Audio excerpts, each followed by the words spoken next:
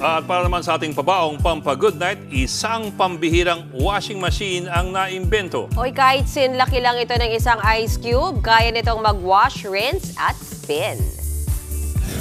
Imbento yan ng isang lalaki sa Kerala, India. Inassemble niya ang washing machine, nilagyan ng kapirasong tela, sabon at tubig at saka pinagana na parang karaniwang washing machine. Mas malit pa ito sa Tamagotchi, alam niyo ba yun? At mabigat ng konti sa dalawang pirasong biskwit. Alam namin, ikaw alam mo. Biro ng netizens, reusable tissue lang ang pwedeng labhan dyan.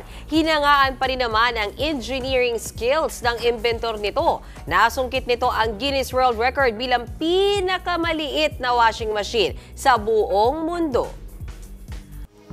Mga kapatid, may Los Baños po. Huwag magpahuli sa mga balita at impormasyong dapat ninyong malaman. Para sa mas malawak na balitaan at diskusyon, mag-follow at mag-subscribe sa social media pages ng News 5.